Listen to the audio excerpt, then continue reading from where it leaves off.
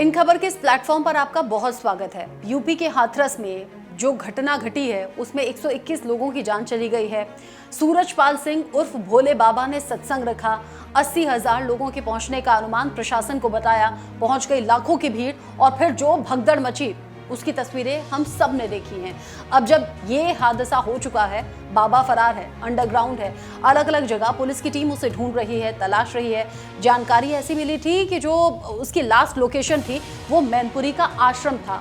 अब वहां भी बाबा नहीं है। जानकारी ये भी है कि बाबा जो कि एक भी रुपए नहीं लेने की बात करता है, यानी कि कहता है कि मैं दान दक्षिणा नहीं लेता, उसी बाबा ने एक ट्रस्ट बनाया हुआ था और जो ट्रस्ट है उसके जरिए अपने भक्तों से पैसा लिया करता था, यानी कि दान लिया करता था। अपने नाम से नहीं लेकिन ट्रस्ट के नाम से। और दान ऐसा आया कि आज की डेट में इस सूरजपाल सिंह उर्फ भोले बाबा के पास करीब 100 करोड़ की संपत्ति है। आलीशान आश्रम है। अकेले यूपी में करीब 25 आश्रम होने की खबर है। 25 आश्रम, जिसमें मेन जो आश्रम है वो मैनपुरी का है, जहां 21 बीघे में ये पूरा आश्रम फैला हुआ है। 25 से 30 लग्जरी गाड़ी इसके पास है। 80 सेवादारों की फौज है जो पहरा देती है, जो ये देखती है कि आश्रम में कोई यूं ही दाखिल तो नहीं हो जाएगा। खबर राजस्थान से भी सामने आई, जहां पर पेपर लीक कांड का जो मुख्य सरगना है उसके घर में किराए पर लेकर उसे वहां सत्संग ये बाबा किया करता था। और एंट्री जानते हैं कॉलोनी के लोगों की कैसे होती थी? आधार कार्ड के जरिए। पूरा फुल प्रूफ प्लानिंग, यानी पेपर लीक से भी कनेक्शन बाबा का नजर आ रहा है। जानकारी ये है कि यहाँ सत्संग की आड़ में पेपर लीक का ये पूरा कांड रचा जा रहा था, बुना जा रहा था। अब फिर से बाबा की संपत्ति पर आ जाइए।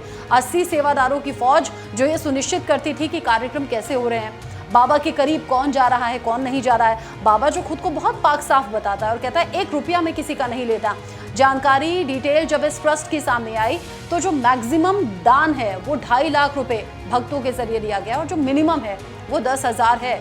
ऐसे कई लोग हैं जिन्होंने बाबा के इस ट्रस्ट को दान दिया, जिसके बाद 100 करोड़ की संपत्ति अब बाबा ने खड़ी की है। अलग अलग जगह आश्रम, करीब 25 आश्रम, 25 से 30 लग्जरी गाड़ियों से चलने वाला, खुद फॉर्च्यूनर से चलता है। आपने आश्रम की कई तस्वीरें देखी होंगी और अब आपने सत्संग की कई तस्वीरें देखी होंगी, जिसमें बीच से गाड़ियों का काफिला बहुत तेजी से गुजरता है और इन्हीं गाड़ियों में रहता है बाबा।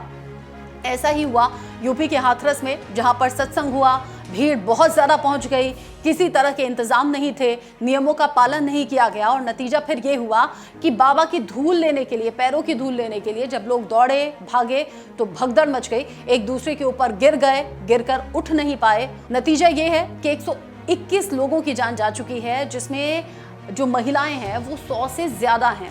बहुत आसान होता है महिलाओं को बरगलाना, महिलाएं भोली होती हैं, जल्दी से विश्वास कर लेती हैं। अगर आप सत्संग और सत्संग की डिटेल्स निकालेंगे तो ज़्यादातर आपको गरीब लोग, शोषित लोग या फिर वो लोग जो अशिक्षित हैं और बहुत ज़्यादा जानकारी नहीं रखते, ग्रामीण इलाकों के हैं, उन्हें बरगलाना बहकाना आसान है। परमात्मा से कनेक्शन का दावा कर दिया। जो लोग कष्ट से भरे हुए हैं, जिनके जीवन में बहुत ज़्यादा दुख हैं, वो इस उम्मीद में पहुंचे थे कि बाबा कष्ट दूर कर देंगे, लेकिन कष्ट दूर नहीं हुए। यहाँ कष्टों का बड़ा पहाड़ उन परिवारों पर टूट गया है जिन्होंने अपनों को खो दिया है। 121 मौत अब तक हो चुकी हैं। जाँच चल रही है। इस पाखंडी बाबा को लेकर आगे जो भी अपडेट होगा पहुँचाएंगे आप तक।